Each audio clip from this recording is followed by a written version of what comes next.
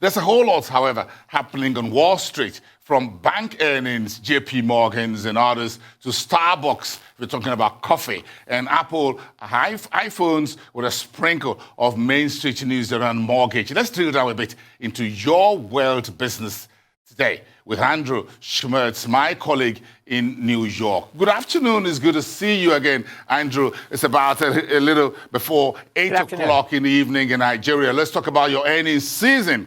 More with bank earnings. A bit of a mixed result today with Goldman Sachs, Bank of America, and Wells Fargo. What are the bank's financials? What do we have? They say the devil is in the details. Maybe it's an angel this time. Indeed.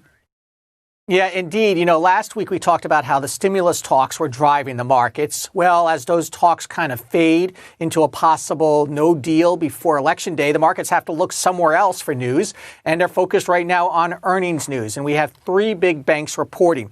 Goldman Sachs, we'll start with Goldman Sachs. They reported basically crushing estimates of third quarter results of earnings of $3.62 billion in profit. That's nearly 90% better than expectations. And Goldman is crediting the products that they offer for companies to navigate the COVID-19 crisis. Now, we call Goldman Sachs a bank, but it's not the type of bank where you can go down to the street corner and deposit money or they issue a car loan.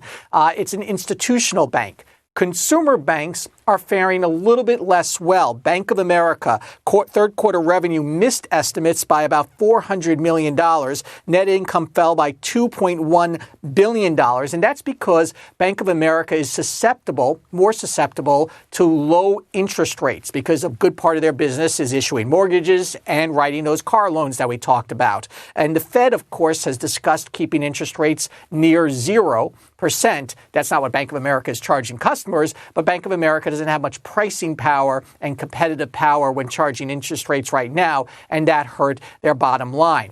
That's the same story that Wells Fargo basically had. Wells Fargo said low interest rates hurt its bank, and they missed estimates. Net income fell 19%, again driven by a low interest rate environment. So three banks. Kind of one bank that's kind of a standout because it's an institutional bank. The other two consumer banks not faring so well. As for those stimulus talks, the House Speaker Nancy Pelosi and Treasury Secretary Steve Mnuchin are still talking, but Mnuchin said today that a deal by Election Day is not very likely right now. Yes, and Apple and the market is taking a bit of a tank on that. Saw the Dow a few hundred points already on the news from the Treasury Secretary Stephen Mnuchin. But let's talk about Apple. Those iPhone 12, 4 new models. What is this super cycle for this tech giant really about, Andrew? Yeah, so iPhone sales have been relatively flat over the last few years, and that's not particularly bad because iPhone sales have been very strong, but relatively flat. The company has always convinced consumers to buy a new iPhone after about 2 years, but for the most part, they bought the same type of iPhone.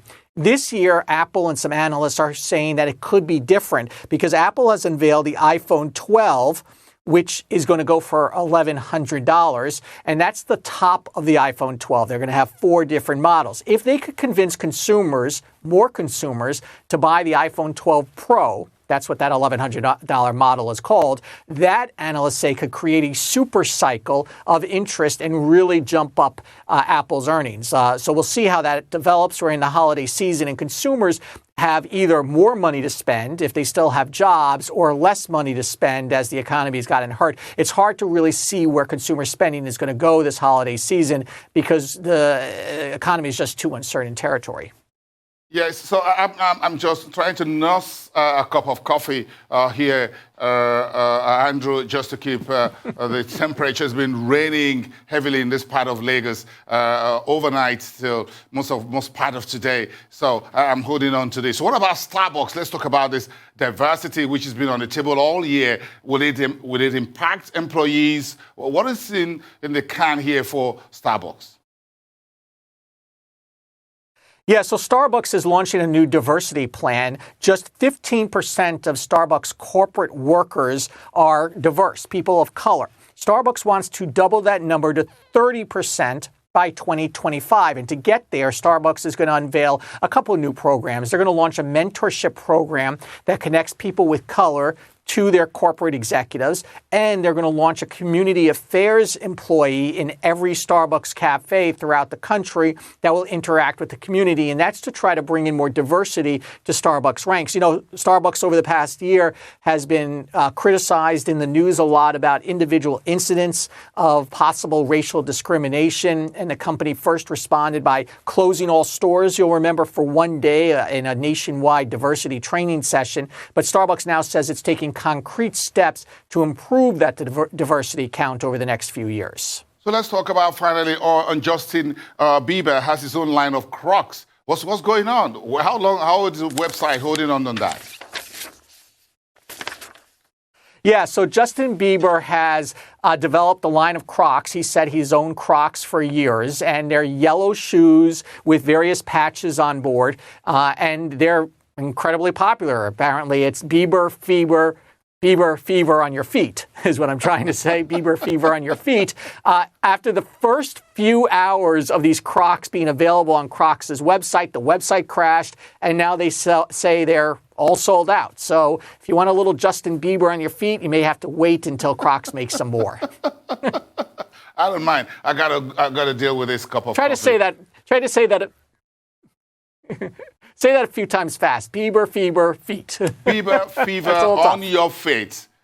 There's a bit of a jumper and all out there. I hope he's very comfy. I get about a 45, 46. I can't just get a camera to show, but I got 45, 46. If you get a size of that, let me know. Thank you so much, Andrew. Keep it nice and safe for the rest of your day on Wash in New York, by the way, where you're covering the market.